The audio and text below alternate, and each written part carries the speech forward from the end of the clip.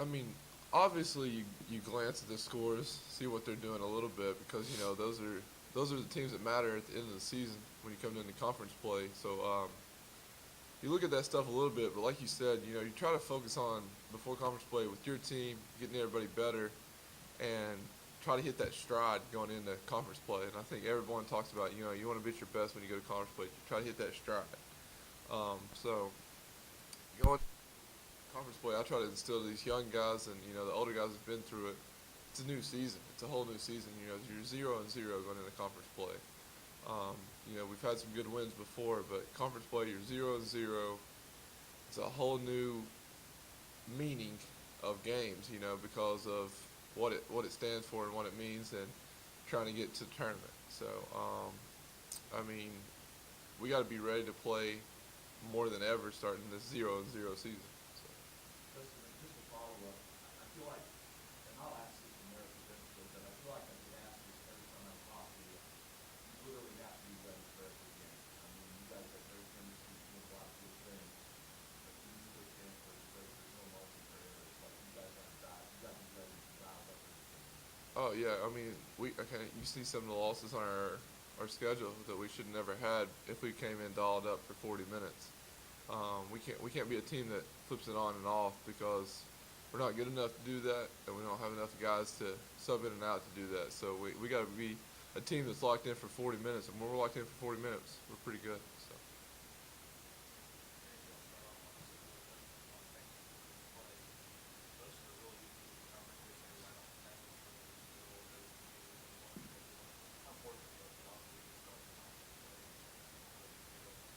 Well, I think it's going to be very important to do that. I feel like the better position that we put ourselves earlier in the season, the better off we'll be. I feel like if we take care of business and do what we have to do and take care of ourselves before taking care of the other team and worrying about the things that we need to worry about in order to win, the better off we'll be.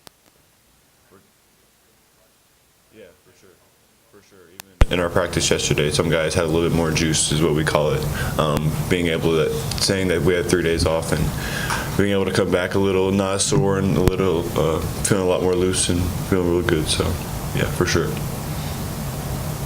Justin, how different has the season been for you with your role? I know in the past you've been relied on to keep the team scoring and rebounding. I think each of the last 2 seasons, now you have a lot more supporting help.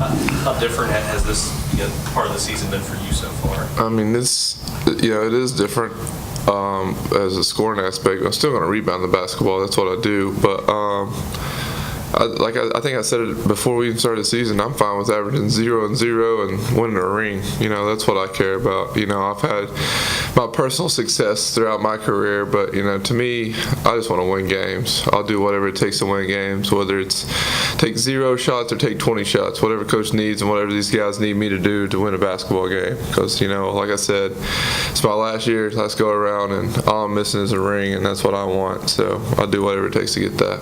How much have you enjoyed playing alongside Dwight in the front court too, having another big guy down there with you? Yeah, I mean, Dwight's really, really good.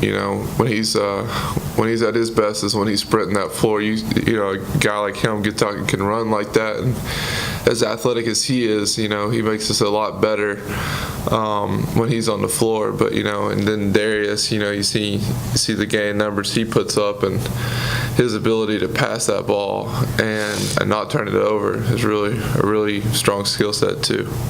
For both of you guys, watching Darius the other night put up the numbers he did, what were your impressions of being a part of that performance for him?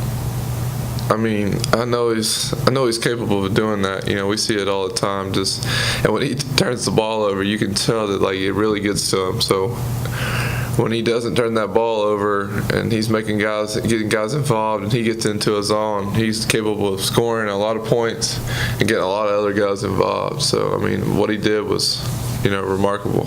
Yeah, but he expects that of himself, a stat line like that. He has high expectations for himself, and he asks us as teammates to hold him accountable, and be that leader. So if it was up to him, if he was in complete control of that, then he would go out and put numbers up like that every game. But he knows he's capable of that, and it's no surprise. And it's no surprise to us that he's able to do something like that either. So, Marek, how often, when Darius tells you something, whether it's practice or a game, you kind of remind yourself, going, God, he's a smart player. Yeah, he was very smart. High basketball IQ. I mean, he's a very well-rounded player. He has very, very small, if any, holes in his game.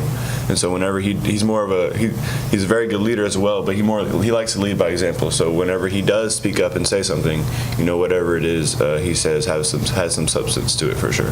What does that mean to you? Because obviously, Marek, you're like a lot of freshmen. Justin can relate to, he's a freshman.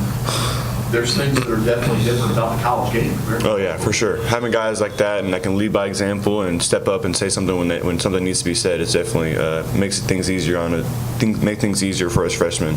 Just a little bit of guidance and everything that we do. So I mean, and as a freshman with older guys like Justin and Dwight and Darius, you try to be a sponge to those kind of guys and just pick up as much information as you can while they're still around, for sure. Justin, last year Monte had to sit out the year because of transferring, but you were still around him. What has he brought to this team this year that you've noticed before he even was able to step on the court to now that he's actually getting to play for you guys? I mean, you see Monte's game, and when he has the ball in his hands, he makes the highlight plays. He always does when the ball's in his hands. When he gets out in transition in a one-on-one, he finishes at the basket just as good as anybody because of the skill level that he has. I mean, he handles the ball really well, and you better have your hands up because he can pass that thing too. I think people see his scoring ability and forget about how well he passes the ball, and defensively he's so active. He gets his. I mean, you look at his steals. He gets his hands on a lot of basketballs just because coach gets on to him sometimes for gambling too much. But he gets his when he's on the ball. His pressure. I mean, he just tips a lot of balls and gets his running in transition. That's where he makes us the best because, when we get in transition, that's where our basketball team's at its best. So. Justin, let me ask you about Marek. Two parts. What do you like about having him as a teammate, and do you see him making improvement? I mean, Marek's a great dude, for one. I mean, I think that's the most important thing. He's a great locker room guy, great teammate. You never have to worry about anything he's doing. He always comes to play. I mean, he reminds me a little bit of myself because of how hard he plays. At that young level, he just. No matter what, if it's not scoring or he's getting something done on the court at all times, and it's a big thing for him. He's productive, and he knows the next steps in his games, and we've talked about other things he's got to get better at. But if you continue to play hard, you attack every rebound, and defensively, then there's always a spot on a basketball team for you, and he does a really good job at those things. So.